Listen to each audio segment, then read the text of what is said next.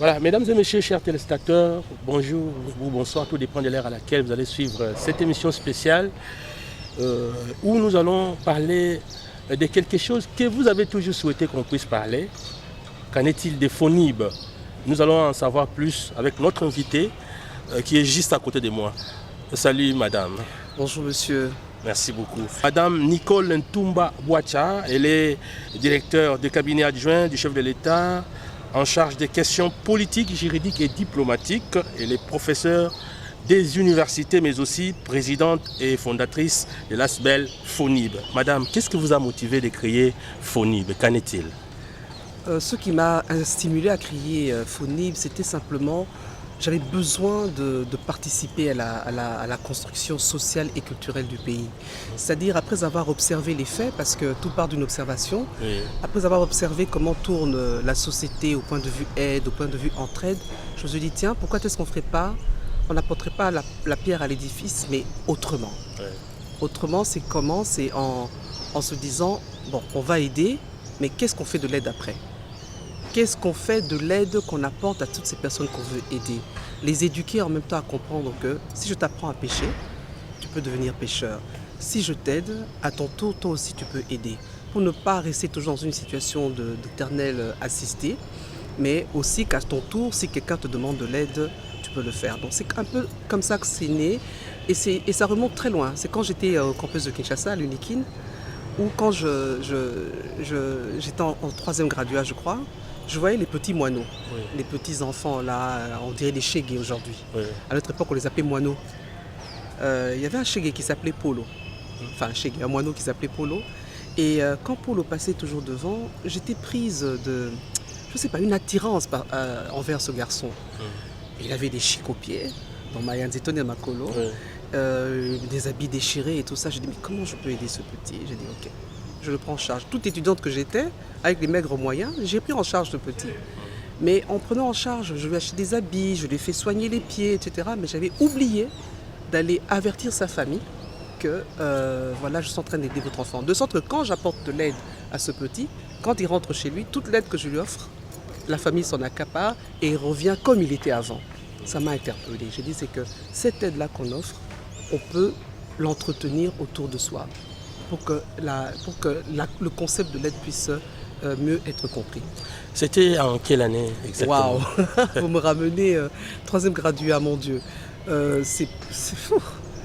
88, 89, 1988, 89, par là. Voilà, FONIB, Fondation Nicole Boacha. Oui. Pourquoi vous avez préféré donner ces noms-là?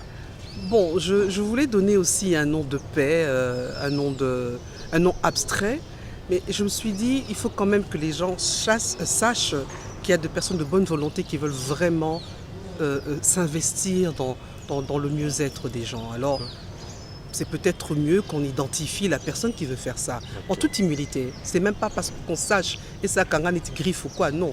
C'est peut-être qu'on sache que telle personne est prête à apporter son aide. Donc, Nicole Boacha, et je dois dire que les personnes qui étaient à la base aussi de la création de FONIB ont dit, madame, d'ailleurs ça sonne mieux, anachroniquement parlant, okay. Ça faisait mieux FONIB que les autres voilà, idées. On voit comme quelque chose de globe terrestre, et il y a des symboles. Est-ce que vous pouvez expliquer un peu à nos téléspectateurs ce que cela veut dire exactement? D'accord. FONIB, vous verrez d'abord, il y a deux couleurs. Il y a trois couleurs, le blanc, orange et bleu.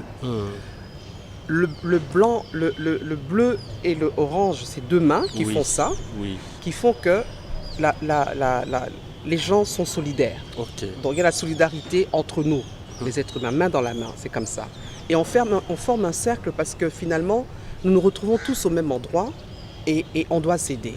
À l'intérieur, il y a un petit soleil orange. Okay. Je vais d'abord vous dire pourquoi orange, parce que c'est ma couleur préférée. Voilà. C'est surtout ça, c'est ma couleur préférée. Il y a un petit soleil qui veut dire simplement que le soleil brille pour tout le monde. Même s'il y a des nuages, le soleil finit toujours par sortir, par briller. Okay. Et puis finalement, il y a une plante, une espèce de plante qu'on appelle les roseaux. Un roseau, ça vient de la fable de La Fontaine que vous connaissez. Le chêne et le roseau. Je me suis dit, le chêne, c'était un gros arbre, genre baobab. Okay. Un gros arbre. Quand il y a un vent, une tempête, selon la fable de La Fontaine, le chêne s'est déraciné. Donc il est tombé. Mais le roseau, lui, malgré la tempête, il ne fait que plier. Il ne fait que plier. Je me suis dit, tiens. Donc ça veut dire que dans les difficultés, si tu crois fermement en ce que tu fais, tu ne peux que plier et te relever. Tu te plies et te relèves, tu ne te déracines pas. Donc c'était un peu ça la philosophie. On n'a jamais dit que ça serait facile. Même l'aide, même l'entraide qu'on veut donner aux gens, c'est pas facile, mais il ne faut pas se déraciner. Il faut simplement plier et se relever pour continuer sa destinée. Voilà, merci beaucoup. Je crois que, chers téléspectateurs, c'est tellement clair. Alors, FONIB, nous sommes au mois de mars. Oui. Certainement, FONIB a pensé quand même aussi à accompagner les femmes, sinon les jeunes filles. Absolument. Nous avons fait en tout cas une méga activité. Okay. Je dis méga pourquoi? Parce qu'on a quand même réussi à réunir 300 écolières de l'école secondaire, de 5e et 6e secondaire à Kinshasa, autour du thème « Pourquoi pas moi aussi ?» Okay. L'idée c'était quoi? L'idée c'était de prendre des femmes modèles qui se sont distinguées dans leurs études ou dans leur profession. On avait une pilote de ligne, on avait une femme colonel militaire, on avait un professeur d'université comme moi, on avait un avocat et un ingénieur. L'ingénieur, c'est Maman Robot, qu'on appelle Maman Robot, celle qui a créé les panneaux de signalisation, Madame Kirongozi. L'objectif, c'était quoi? C'est que les écolières, quand elles arrivent en terminale de secondaire, qu'elles aient un aperçu de ce qu'elles veulent devenir dans la vie. Okay. On n'a pas dit forcément avocat, mais au moins voir que par les études, par une concentration, par ce désir d'être quelqu'un dans la vie, voilà, les modèles sont là, faites votre choix. Et on n'a jamais dit que ça serait facile. C'est difficile par le parcours de chacune, parce qu'elles ont fait des témoignages, par le parcours de chaque dame, que les étudiantes, enfin, que les élèves puissent se greffer ou se laisser attendrir par l'expérience et se dire tiens, pourquoi pas moi aussi? Finalement, si elles sont arrivées, pourquoi pas moi aussi? C'était ça l'objectif. Voilà. Alors, madame, FONIB, est-ce que c'est seulement pour Kinshasa ou FONIB peut s'éplanter par-ci par-là? Absolument, mais je suis très heureuse de vous annoncer que FONIB est au Sud Kivu. Au Sud Kivu, qu'est-ce que nous faisons là-bas? Nous aidons une autre ASBL qui s'appelle Kesho, qui s'occupe des enfants malnutris, qui souffrent de malnutrition. Et l'équipe FONIB est descendue sur place pour aider, comprendre déjà comment est-ce qu'on sauve les enfants qui sont malnutris dans la fabrication des biscuits, des vitamines, des protéines. L'équipe est partie là-bas. FONIB est au Kasaï, évidemment, au Kasaï oriental, où là nous aidons spécialement les mamans les plus désœuvrées, les jeunes filles, même les garçons aussi. Il ne faut pas croire que c'est mort. Non, pas du tout. FONIB est aussi au sud du Bangui. Au sud du Bangui. Nous avons réussi à marquer notre empreinte là-bas. Et j'espère aujourd'hui, pourquoi pas, dans le Congo central plutôt. Dans le Congo central, en tout cas, c'est un vœu parce que j'adore cette province. Je suis venu ici en 1996 et je bénis le ciel que je sois revenu. Plusieurs années après, c'est transformé, mais mon cœur a dit waouh. Voilà. Toute la population matadienne ou pourquoi pas de la province du Congo central va vous accompagner pour que FONIB puisse aussi s'implanter ici parce que beaucoup m'ont dit il faut poser cette question à maman Nicole. J'espère que leur vœu sera vraiment exaucé. En tout cas, trouver les bonnes personnes, en tout cas les personnes, FONIB est ouverte, est vraiment ouverte à tout le monde. Et trouver les bonnes personnes, en tout cas qui sont consciencieux, qui ont l'amour du prochain, qui ont l'amour du bien-être des autres, parce que c'est ça la condition. Si on perçoit en vous que vous êtes capable d'aider au-delà de vous-même, vous êtes la bienvenue dans FONIB. C'est vraiment, d'ailleurs notre slogan, s'il faut, c'est connaître pour être et être pour connaître. Qu'est-ce que cela veut dire? Connaître pour être, c'est-à-dire que quand vous êtes au courant, quand vous savez qui vous êtes, c'est très philosophique, quand vous savez ce que quand vous avez la connaissance, vous êtes capable d'être quelqu'un. Et quand vous êtes, vous avez la connaissance. Très bien. Donc c'est un peu philosophique, mais c'est quelque chose qu'on vit tous les jours. Comme vous par exemple, vous connaissez votre métier. Qu'est-ce qui montre que vous connaissez? Parce que vous êtes. Et une fois que vous êtes, vous maîtrisez aussi votre métier. Très bien. Donc c'est un peu ça. Et évidemment, on le dit en termes faciles pour que les gens comprennent. Mais c'est vraiment, c'est l'homme au centre. C'est vraiment pour lui que j'ai voulu faire. Voilà, je rappelle à nos téléspectateurs que nous avons l'honneur de recevoir Madame Nicole Ntumba Boacha, le directeur du cabinet adjoint du chef de l'État, en charge des questions politiques, juridiques et diplomatiques, professeur dans les universités et présidente et fondatrice de l'ASBEL FONIB, qui veut dire Fondation Nicole Boacha. Madame, vous êtes mariée, vous avez des lourdes tâches. Comment vous conciliez votre mariage et votre travail et surtout votre fondation? Oui, j'arrive à compartimenter. Chaque catégorie de ma vie est compartimentée. Je suis mariée, oui, épouse, mère des enfants. Je sais exactement où sont les limites familiales. Okay. Je ne veux pas que chaque aspect de ma vie puisse avoir une intrusion négative dans l'autre partie de ma vie. Je suis professeur des universités à l'UNIKIN, je suis doyen de faculté à William Booth, d'obédience armée du salut. Je sais exactement quand est-ce que je dois être professeur et je sais exactement quand est-ce que je dois servir la nation en tant que directeur de cabinet adjoint du chef de l'État. Donc quand vous arrivez à maîtriser les compartiments, sans intrusion, sans empiètement dans l'un des autres compartiments, la vie est belle. Donc je n'ai pas vraiment de problème. À la maison, je reste maman. Je suis l'épouse. Je suis mon chéri, ça va? Tu veux que je te prépare quelque chose? Même si on a le personnel domestique, mais maman reste maman. Maman sait éduquer ses enfants.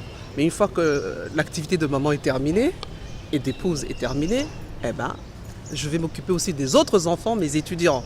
Okay. Et après, les étudiants, je m'occupe aussi de la nation auprès des chefs de l'État. Voilà, je crois que c'est ordonné. Alors une frange de la population pense que la femme, sa place c'est à la maison, la femme doit s'occuper des enfants. Et pourtant, vous êtes une personnalité dans ce pays, et hormis cela, vous avez une grande fondation FONIB. Et qu'est-ce que vous voulez dire à toutes ces personnes qui pensent contrairement? Oui, tout en respectant les valeurs de nos mamans qui acceptent d'être mères au foyer. Nous sommes toutes des mères au foyer, à un certain niveau, toutes des mères au foyer. Mais les choses doivent évoluer parce que, comme je dis toujours, la femme est une catégorie à part entière à côté de l'homme. Il n'y a pas de complexe. Il ne faut pas que le complexe de supériorité de l'homme puisse avoir une influence et créer un complexe d'infériorité envers la dame, envers la femme. Moi, je dis toujours, ces deux complexes peuvent être ensemble, mais en se transformant, en créant ce qu'on appelle un complexe de complémentarité. Okay. Nous sommes complémentaires. L'un ne vit pas sans l'autre. Nous nous imbriquons, nous sommes ensemble. Alors, toi, l'homme, quand tu veux jouer au macho, ou tu veux jouer à l'homme le plus puissant ou être complètement supérieur, ça peut pas, ça peut marcher bien sûr, parce qu'il y a des cultures qui le font, mais je crois que le regard de l'autre, ou même le point de vue de l'autre, peut aussi pousser à ce que les choses changent, qu'on puisse en discuter.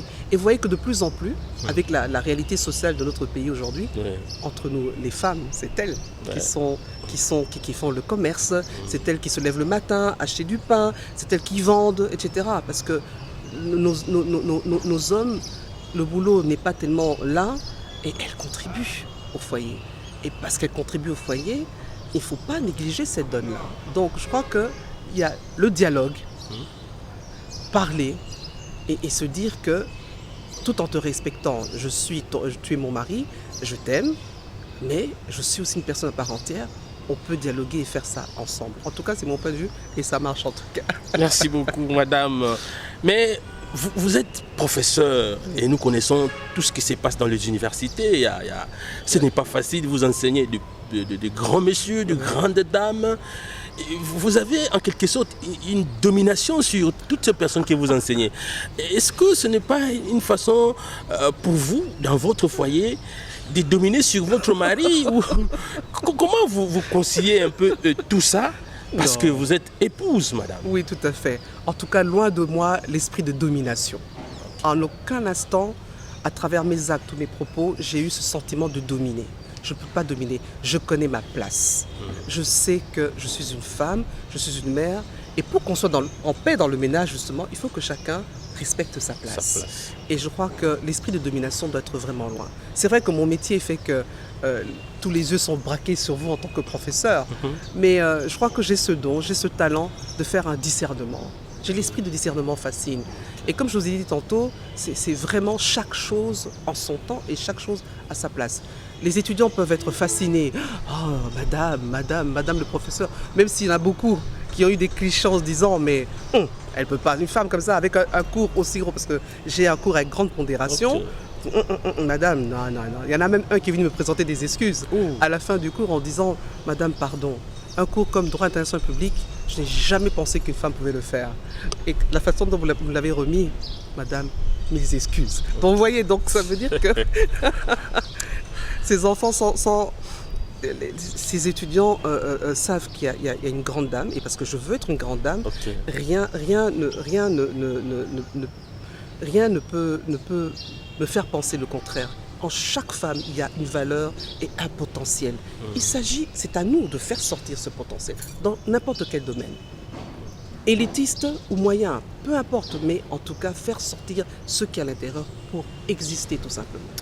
Voilà, en tout cas nous avons un don dans ce pays, nous avons une grâce aussi d'avoir des dames comme Madame Nicole Ntumba Boacha. Je crois que c'est une très très bonne chose. Madame, nous sommes déjà presque arrivés à la fin. Nous sommes au mois de mars, un mois dédié à la femme. Un message de paix que vous pouvez lancer à toutes ces femmes qui vont suivre cette émission. En tout cas, le message de paix que j'offre à nos femmes, c'est d'abord, même si le mois de mars est le mois dédié à la femme, mais il y a une journée en particulier qui est le 8 mars. Le 8 mars est la journée des droits de la femme. Nous devons, nous les femmes, applaudir pour les droits qu'on a déjà conquis. Il y en a beaucoup. On travaille. On a pu réduire les autorisations maritales.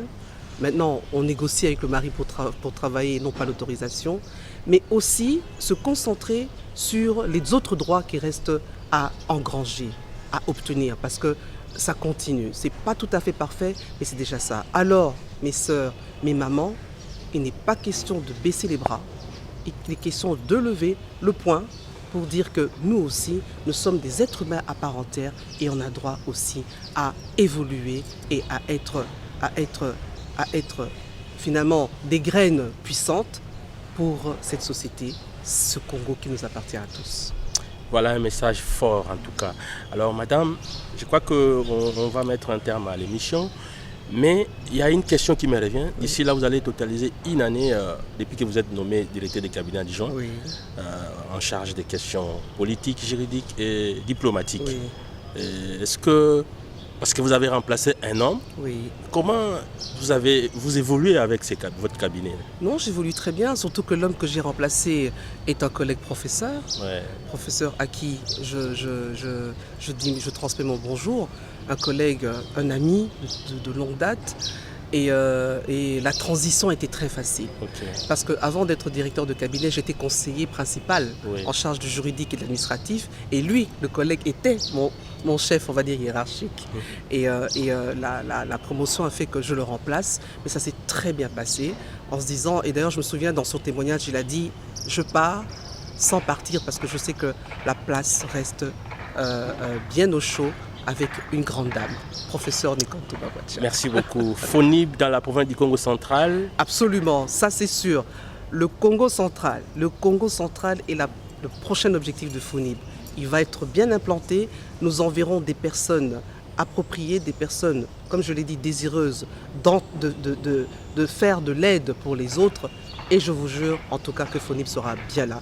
Par votre biais aussi, mon Panzia Sango. Merci madame. Il faut vraiment en tout cas. Merci beaucoup. Merci Nous sommes arrivés à la fin. Merci d'avoir accepté cette émission. C'est moi. Tout sur FONIB, la Fondation Nicole Boacha. Nous avons eu l'honneur de recevoir madame Nicole Ntumba Boacha, qui est directeur du cabinet adjoint du chef de l'État en charge des questions politiques, juridiques et diplomatiques. Elle est professeure des universités, mais aussi présidente et fondatrice de l'ASBEL FONIB, Fondation Nicole Boacha. Que la paix de Dieu règne dans vos foyers. On se retrouve très prochainement. Au revoir.